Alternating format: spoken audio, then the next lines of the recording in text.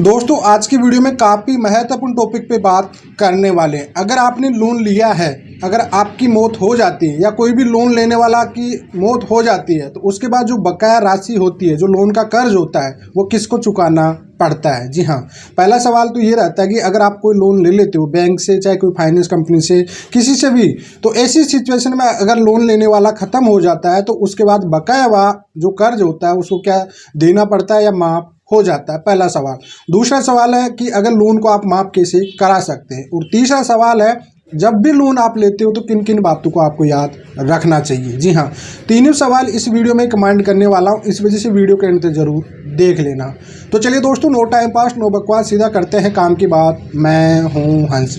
Second बात दोस्तों, comment में नंबर ना छोड़े। अगर आप मुझसे ही बात करना चाहते हो, डिस्कशन पूरी डिटेल होती है, अपॉइंटमेंट बुक करके आप बात कर सकते हैं। देखिए दोस्तों, अगर आप किसी भी बैंक से लोन लेते हो या कोई भी फाइनेंस कंपनी या प्राइवेट इंश्योरेंस से कहीं से भी होते हो, जहां से अगर आप लोन ले लिया है, तो ऐसी सिचुएशन अगर आपकी मौत हो जाती है या लोन लेने वाले की मौत हो जाती है तो भैया लोन माफ़ कभी भी नहीं होता। ये बात आप समझ लेना। जी हाँ, जो भी उसकी प्रॉपर्टी, पहली बात तो जो भी लोन लेते हैं उसमें आपकी साथ में प्रॉपर्टी, साथ में कोई भी अटैच करते हैं, आपकी मिसेज का को कॉम्प्लिकेट बनाते हैं। जी हाँ, तो आज की डेट में जब भी लोन लेते हो आप लोग, तो पहली बात तो आपकी लोन कभी माफ़ नहीं होती। ये बात आप माइंड में समझ लेना। कई बार लोग ये सोचते हैं कि साहब लोन लेने वाला ख़त्म हो गया है, उसकी चाहे एक्सीडेंटल मौत हो गई या किसी भी प्रकार से मौत हो चुकी है तो अब तो उसकी लोन भी माफ़ हो जाएगी। ऐसा नहीं होता दोस्तों। देखो, बैंक ने आपको लोन दिया तो बैंक को अपना पैसा रिटर्न चाहिए, चाहे कुछ भी हो जाए, तो वो आपसे पैसा लेके ही मानेगा। अब वो पैसा किससे लेगा, ये बात आपको समझा देता हूँ। देखो, पैसा उनसे लेगा जो उसका उत्तराधिकारी होगा। जी हाँ,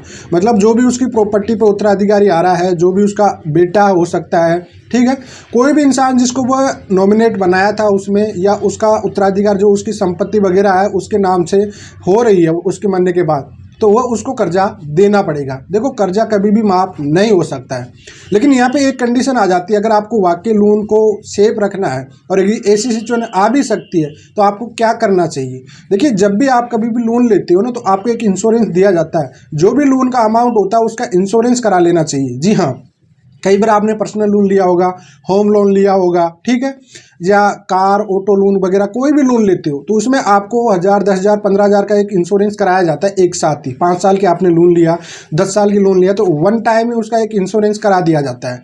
सबसे बेटर लोग ये सोचते हैं कि साहब मैं तो 15-20 हज़ार रुपये क्यों दूंगा फालतू में, इंश्योरेंस कराने का कोई फ़ायदा तो होता नहीं। लेकिन कई बार ऐसी सिचुएशन आ जाती है जो वाकई आपकी जो लोन है उसका इंश्योरेंस कराना बहुत ज़रूरी होता है। दोस्तों, ये बात हमेशा याद रखिए, जब भी लोन लेते हो आप तो उसका इंश्योरेंस जरूर करा लेना। जो इंश्योरेंस कराने से आपको ये फायदा होता है कि भाई इंश्योरेंस कंपनी जो भी है वो उसको देना पड़ेगा फिर, ठीक है।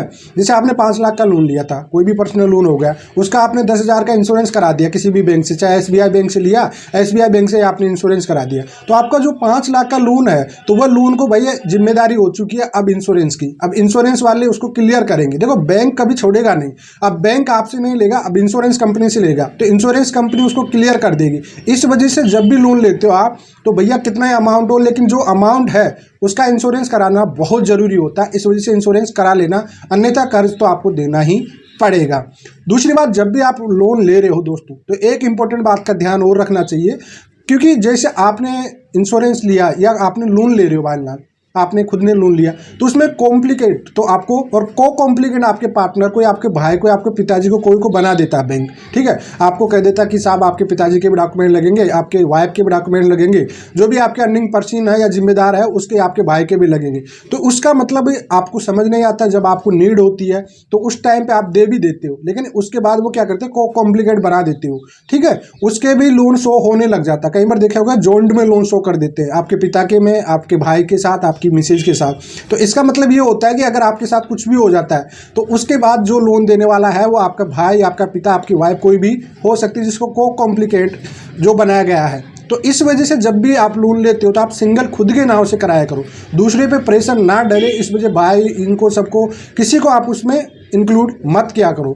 और दूसरी बात आपको सिंपल भाषा में है कि भैया अगर आपका ऐसी सिचुएशन है, आपको लगता है ऐसा कुछ हो सकता है, देखिए इनसिक्योर तो कभी मत रखा करो। लोन आपको जैसे हाउसिंग लोन वगैरह ले रहे हो आप लॉन्ग टाइम के लिए, तो ऐसी लोन में तो भैया कम से कम आप इंश्योरेंस करा के हमेशा तैयार रखा करो। जी हाँ, कहीं भी दिक्कत हो सकती है कुछ भी, की जो होम लोन वगैरह होती है वो लॉन्ग टाइम के लिए चलती है, लंबे समय के लिए चलती है। है, आपको पता हो तो 20 साल 30 साल के लिए। तो ऐसी सिचुएशन पता नहीं क्या कब का क्या हो जाए, इस वजह इंश्योरेंस कराना बहुत ज़रूरी होता है, तभी जाके आपका लोन माफ़ हो सकता है, अन्यथा आपको लोन तो कर्ज जो भी उत्तराधिकारी होगा उनको देना ही पड़ेगा। तो आई होप दोस्तों आपको जो सवाल रहते थे इस वीडियो में पूरी कंप्लीटेड कर दिया हूँ। फिलहाल आज के लिए इतना ही। जय हिंद, वंदे मातरम दोस्तों।